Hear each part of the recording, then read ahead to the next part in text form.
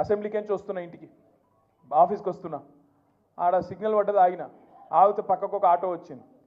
auto వస్తే ఆయన hello అన్నా అని చెప్పి నమస్తే అన్నాడు అద్దం దించు అన్నాడు దించిన దించగానే साहब मेरा नाम महमूद है अन्नाడు कैसे हो भाई अन्ना क्या हालत है साहब बर्बाद हो गया सब कुछ कहीं को क्या हो गया अन्ना अरे इन्हों आके पूरा बर्बाद कर दिए साहब अन्ना का फिर क्या करना అంటే कुछ करो ना साहब अन्नाడు क्या करना एक वोट का सजा 5 साल है ना भाई क्या करना अन्ना అంటే ఆయన ఏమన్నాడు ఎరికైనా महमूद कोई तरकीब नहीं है क्या साहब ఏం ఉపాయం లేదా అంటున్నాడు ఇది ఒక महमूद ముచ్చట కాదు ఇది రాష్ట్రంలో అందరి మనసులకు ఇదే ఉంది ఏమైనా ఉపాయం ఉన్నదా ఈ సన్నాస నాయకులు అవతలపడాలి కానీ ఒకటి మాత్రం వాస్తవం జనరల్గా ఒక 3.5-4 ఏళ్ళకి వస్తుంది కోపం ప్రభుత్వం మీద పని చేయకపోతే 3 ఏళ్ళు చూస్తారు 4 ఏళ్ళు చూస్తారు తెలంగాణ ప్రజలు మంచోళ్ళు చేస్తాడేమో ఏమో ఇంకా టైం ఉన్నది కదా ఇంకా వచ్చే సంవత్సరం చేస్తాడేమో మళ్ళా బడ్జెట్లో పెడతాడేమో 6 నెలలకి ఏమైనా చేస్తాడేమో ఇట్లుంటుంది కథ కానీ రేవంత్ రెడ్డి కాడికి వచ్చే వరకు మాత్రం సంవత్సరం లోపట్నే ఆ నీలి రంగు నక్క మొత్తం వర్షంలో తడిసింది అసలు రంగు బయట పడ్డది ఎప్పుడు ఈ నక్కను వదిలించుకుందామని తెలంగాణ సమాజం మొత్తం ఇవాళ ఎదురు చూస్తూ ఉన్నది ఇది వాస్తవం 1-2 కాదు ఎన్ని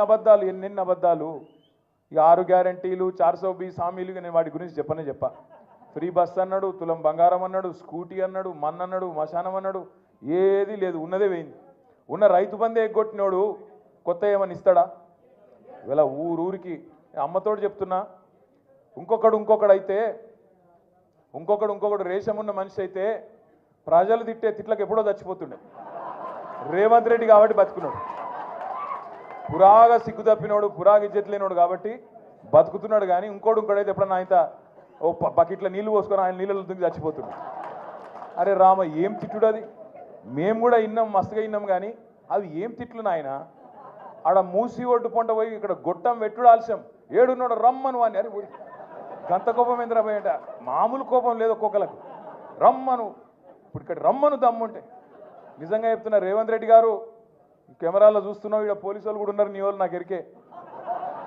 రేవంత్ రెడ్డి యాది పెట్టుకో యాడికి పోయినా ఒక 500-600 మంది సెక్యూరిటీని పెట్టుకుని లేకపోతే మాత్రం ఈ బలగొట్టేటట్టున్నారు ప్రజలు ఎక్కడికి పోయినా మాట్లాడతారు అక్కడక్కడ డైలాగులు కొడుతుంటారు రేవంత్ రెడ్డి మగోడి అయితే రా అప్పుడప్పుడు ఆగురా అయ్యాను మీలో లేదు చెవులలో మీలో లేదురా భయ్ ఆగు అక్కడక్కడ మాట్లాడుతుంటాడు కేసీఆర్